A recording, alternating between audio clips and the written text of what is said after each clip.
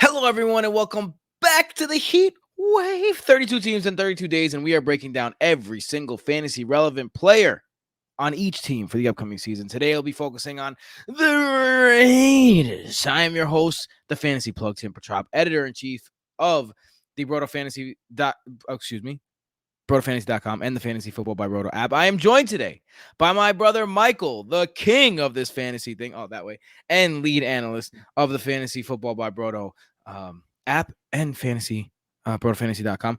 Matt Ward, the Dynasty Don himself, the Fantasy Encyclopedia, and the lead writer at Broto, and Santiago Casanova, the genius of fantasy, Broto lead data analyst and developer of the Fantasy Football by Broto app. Cass was like, yo, I'm taking over. Move out the way. I'm here. That was good. I had Yo, to. Tim, to cut you off for the first time because I have to do I know this for Jason. I know. I know. We've had 6 whole episodes without you cutting me off in the intro. I have to do this for Jason. Okay,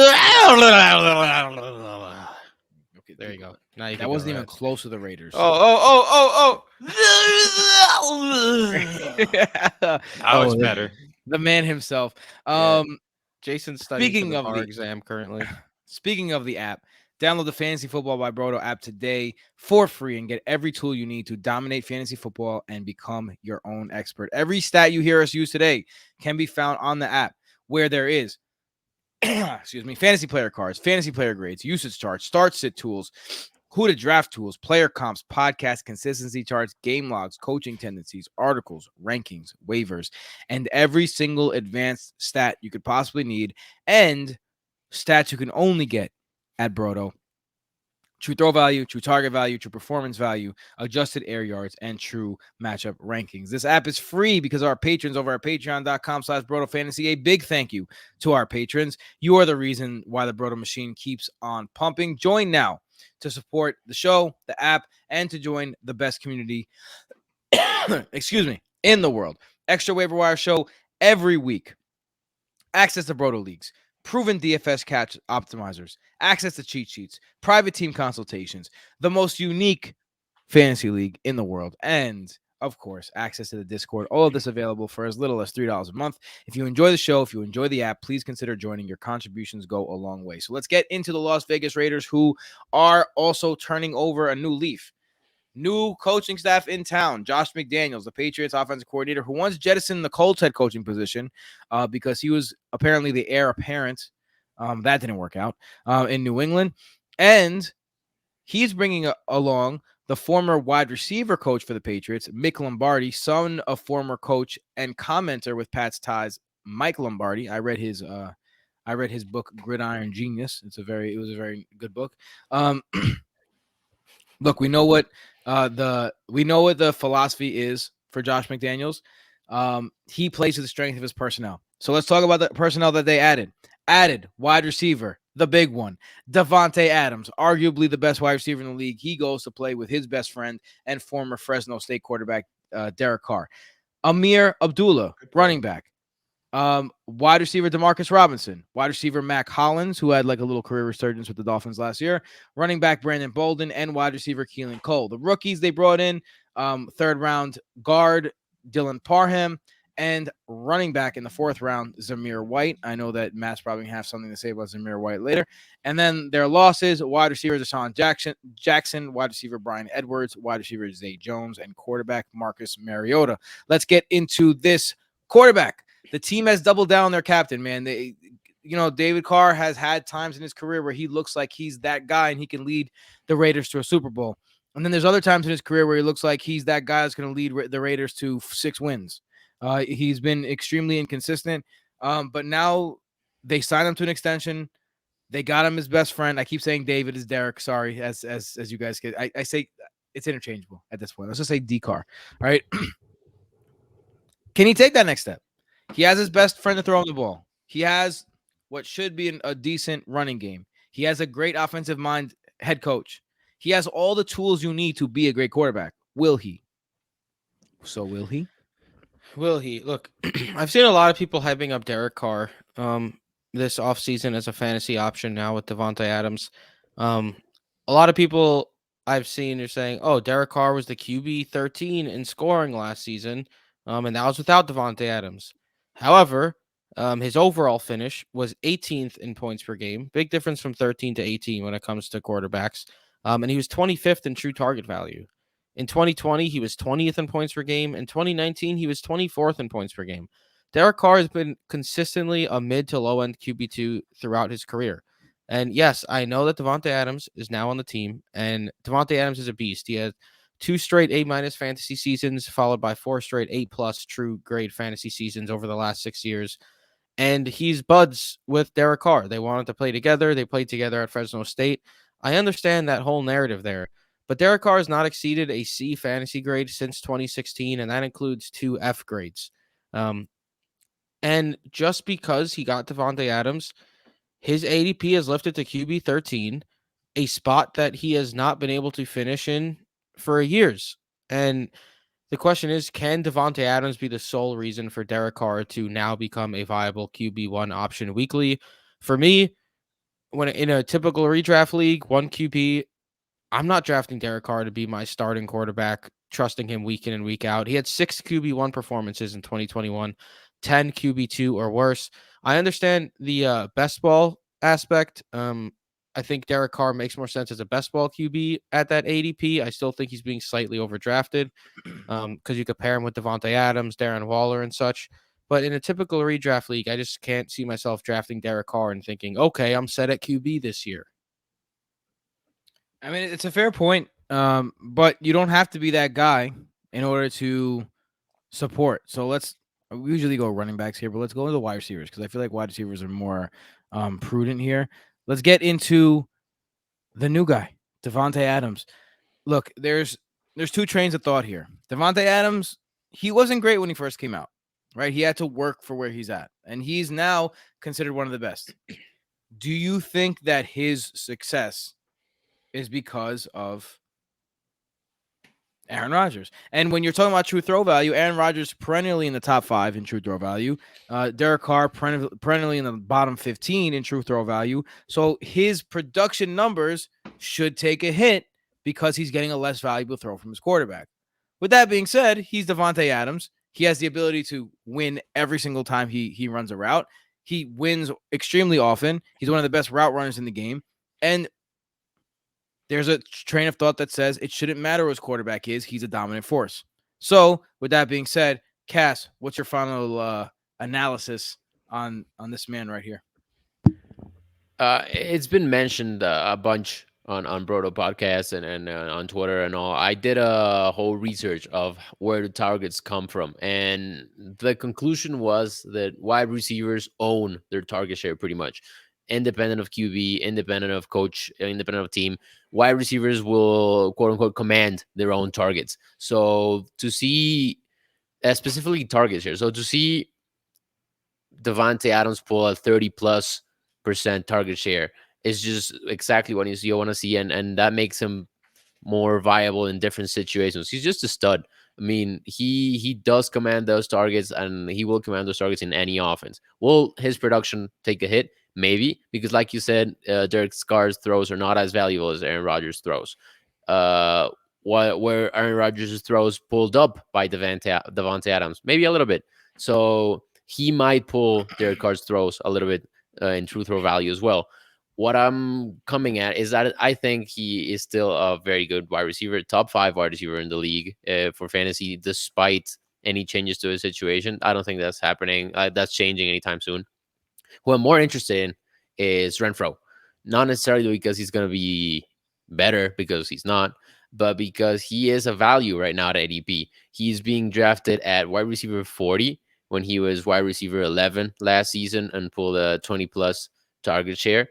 So, oh, wait, that's also a good thing for Devonte Adams. We've seen Derek Carr pull a wide receiver 1 performance with a very not so talented player as Devonte Adams. So that's very good for Devonte Adams in the future. And now Renfro will pull the wide receiver 11 performance last season as being drafted as the wide receiver 40. Sure, he's not the wide receiver 1 anymore, but you're going to get coverage pulled by Devonte Adams. He's still getting a very good share of targets in his offense.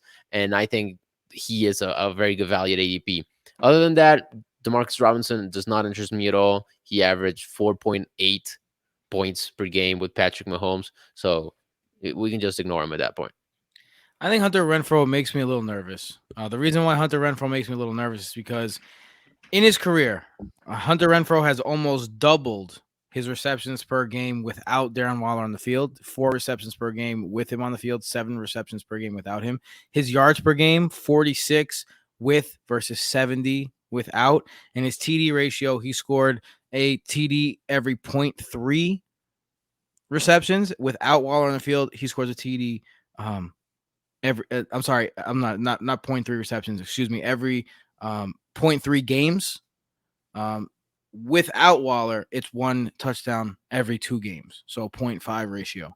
So he's been, I know that you don't really like to look at splits, but when you have 2 guys, and mostly I will say this, me and Cass sometimes we go back and forth, and data is usually very reliable, but sometimes there are data outliers, and I think when you have a data outlier, this situation is one of them because they play in the same spot on the field. They get the same amount. They get the same work. So it's going to be one guy or the other, and Darren Waller is the more talented individual. So I think that Darren Waller continues to get that. I think Darren Waller continues to play the role of wide receiver 2 on this team, with Devonte Adams now playing the role of wide receiver 1. So that's the thing that worries me about Hunter Renfrow. I think that when Darren Waller's on the field, Hunter Renfrow is just not the same caliber of fantasy player.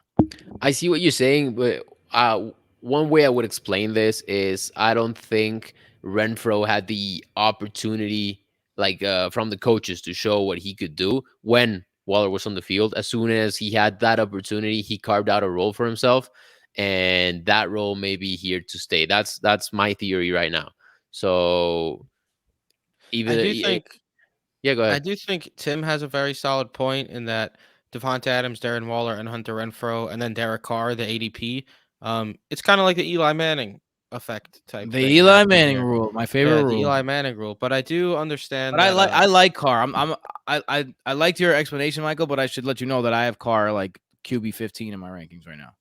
Fair enough. I mean, I could see him having a better season than he's had in years past with Devonte Adams. I think drafting that QB 13 is near his ceiling. But I do think Hunter Renfrow, at some point, he becomes a value. He's not going to be a wide receiver 1 again, but at wide receiver 40, exactly. At wide receiver 40, I do think he certainly has enough value to be taken there. And to kind of play into a little bit of what both Cass and Tim were saying is that, Tim was saying, they kind of line up at the same spot because we saw Adams get so much slot work in LaFleur's system in Green Bay. But as far as beat reports are going, is Devontae's lining up exclusively on the outside. He's not playing any snaps at all from the slot for the Raiders. He's going to play just on the outside, and Renfro's going to play. So you're going to see a lot of 3 wide receiver sets, and Renfro's going to have the same opportunity from the slot to earn a 18 to 20% target share.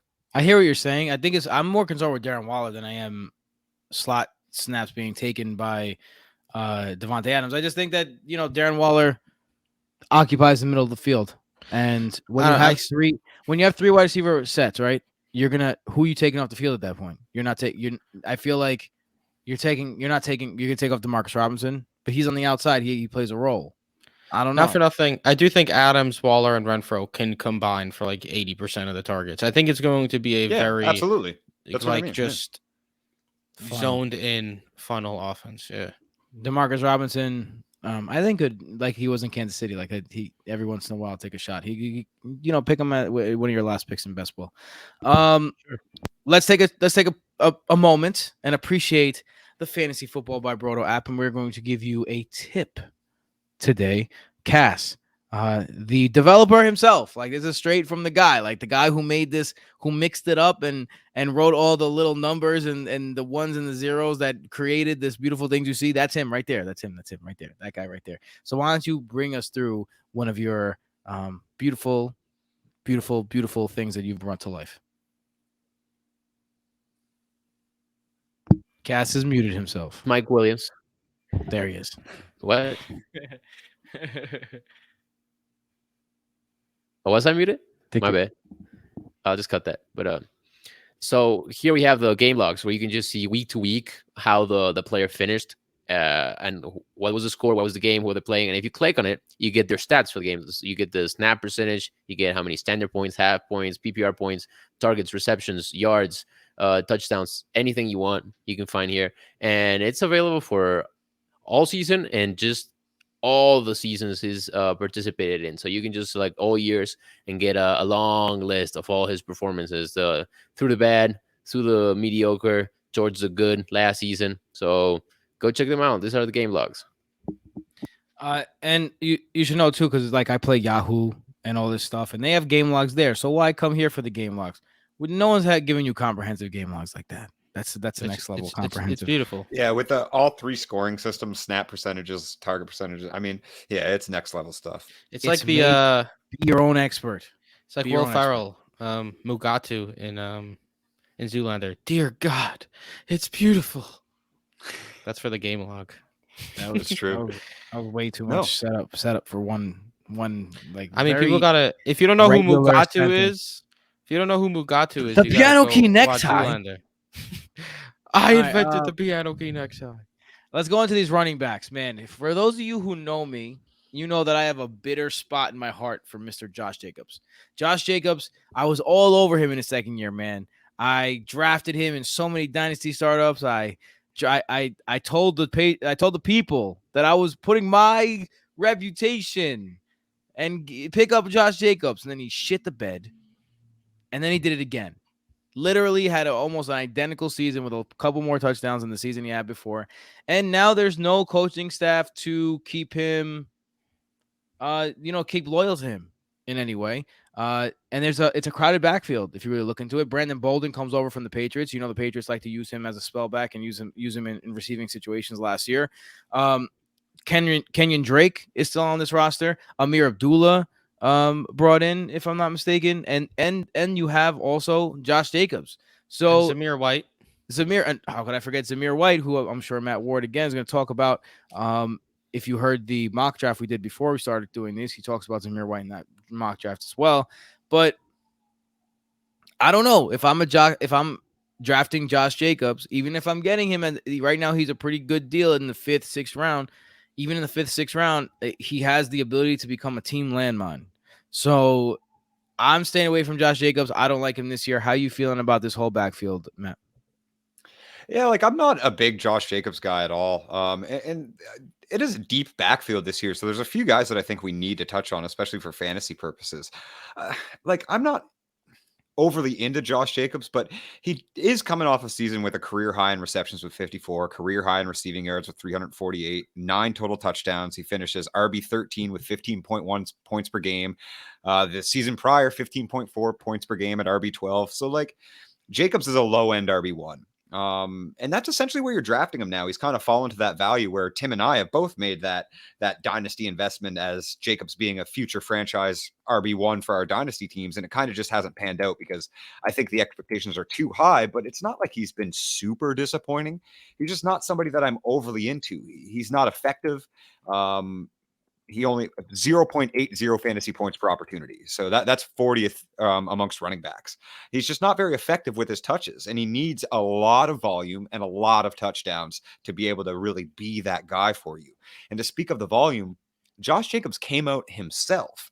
This is straight from the horse's mouth, and said he does not want to be the workhorse running back in Las Vegas this season. He likes Zamir White. He wants to work in a committee. And Kenyon Drake is coming back off of a very bad broken ankle and at an older age. So I don't think Kenyon Drake is really the player that we have to worry about. But I think Zamir White might be. Zamir White's a very, very similar player to Josh Jacobs. He's a more athletic Josh Jacobs, in fact. Zamir was the highest ranked recruit in his freshman class and then dealt with some bad injuries in college, 2 torn ACLs. And had them both surgically repaired, finished strong in his senior season, making it all the way to the college football championships as the thumping force on that Georgia Bulldogs team. And they like Zamir. I think they got an injury discount on him in the 4th round. And I think they really do see that guy as somebody that they can hand the rock to 15 times a game in a committee. And that's the key word. It is a committee. And the person that is going to be losing those touches is Josh Jacobs. It's interesting because the way you describe Josh Jacobs is like thumper, and that's how he's been used in the NFL so far.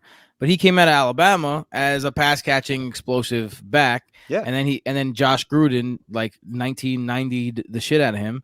And he hasn't had a single play over 29 yards in 2 years. Not a single play. Disgusting. And you're talking about Crazy. And you're talking about Devontae Booker when he was Jacobs' backup, had 4 in one season. in the same season.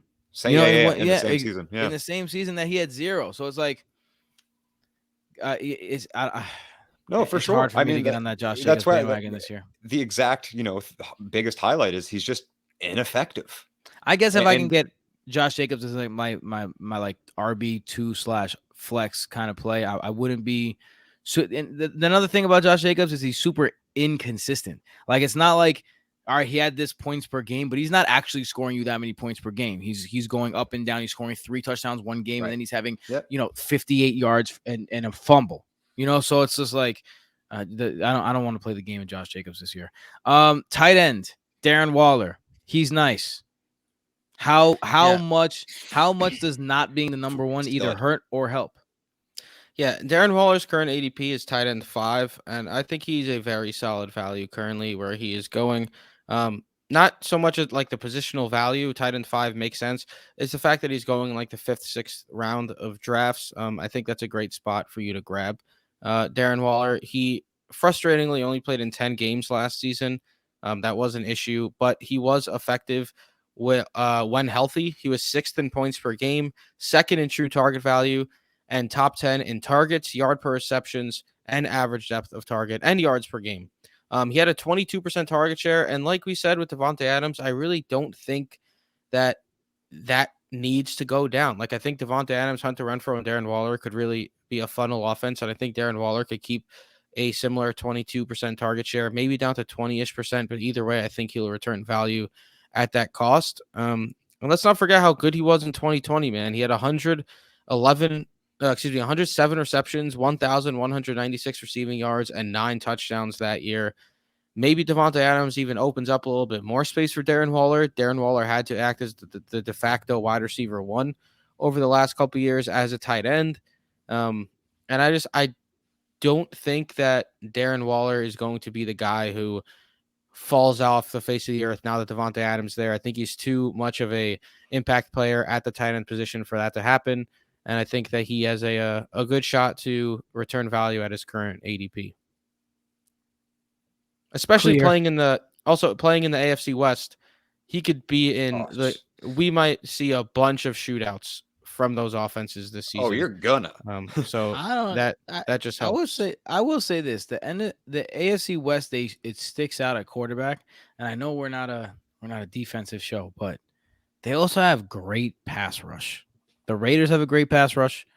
They have Max Crosby and Chandler Jones coming at people. The Rams have a great pass rush with Aaron Donald and company. The Broncos have a great pass rush. The Rams are in the NFC. The Rams are in the NFC West. Yeah, Rams are in the NFC. Good job. And then the Chiefs. The Chiefs added. I can't remember. The Chargers got Joey Bosa and company. How did I forget? Khalil Mack, the biggest addition of all. Khalil Mack and Joey Bosa. So you see those pairings. And in Frank the Clark AFC in Kansas City, like Frank City Clark, right? Passer. There's some good pass rushers in this league, in this division. This division is definitely built to as a quarterback and attack the quarterback league. On offensive line too, though. It is like you could argue that you have 4 top 10 offensive lines in one division. They definitely need Orlando Brown to stay put. All right, let's get into these bold predictions. Yeah, that's a huge one. Bold prediction: Josh Jacobs does not lead the backfield in scoring. Interesting. You think Zamir? I actually really like that. This is just a bold prediction. So I don't want to get. I just want to explain it for those who haven't been listening to the series. These are not our takes. All right, I'm going to rank Josh Jacobs as the number 1 running back in the Raiders' backfield. This is if everything kind of like falls. Could happen. It could happen. It's a little hyperbolic. The boldest outcome. Yeah. Right, it's the boldest outcome. Matt, why don't you go next? Yeah, I mean, I kind of want to piggyback a little bit because I do like the kid, and we've seen him succeed after the injuries, and he's athletic as hell. He's really big, #1 freshman recruit again. Yeah, I think Zamir White will lead the backfield in scoring in 2022. Wild. Woo-wee. You guys Wild. are crazy. Yeah, a little bit wild. Hit it, Mike. I mean, it's a bold prediction, boys. Yeah, I guess. You just say it with so much. Also, there's something that I think we actually forgot to mention with Josh Jacobs is they also refused to sign his fifth. Like they could just picked up the 5th-year option. Like they didn't even have to re-sign him this year. He wouldn't have had to have been technically re-signed until the start of offseason next year, right? Where they could have actually put on the maximum extension that the NFL allows. Instead, they decided no. Like they didn't even pick up his 5th-year option. So they are 100% entering 2022 True. knowing that Josh That's Jacobs true. is a free agent after the end of the season. And that's Good there you point. go. Is that everybody? I Nope. still have to go. Yes. I have me too. Sorry. yeah, guys. NCAS. Darren Waller ends as a top 3 tight end. Nice. I can see that. You guys' bold predictions are soft. Soft. Don't get at me with that. My bold. One of the That was top bold, 3 bold. tight ends is going to finish That in was the top bullseye 3. bold. He's not being drafted as top 3 tight end. Michael, GTFOH. Go ahead. All right, Go ahead, Cass. Cass. Save Step this it up guy. a little. This is gonna be reminiscent of the Steelers episode if you listen to that. But I say Hunter Renfrew is gonna beat his ADP by over 20 spots. Now Like that's a the- bold take. Now that's a bold take. That's what I'm talking about. So he's Wide what I'm saying receiver basically he's 20? gonna be wide receiver 20, I which mean, I think it's very hot. feasible.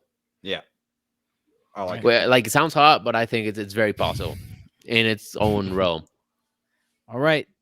I know Tim With hates that that, but being let's go. said, you can follow Cass and his takes at BrotoFF Casanova, at BrotoFF Mike, at BrotoFF Tim, at PsychWardFF, at BrotoFF Jason, and Broto Fantasy at Broto Fantasy and at FF by Broto. We are coming to you tomorrow, continuing in the AFC West. We'll see you then. Peace.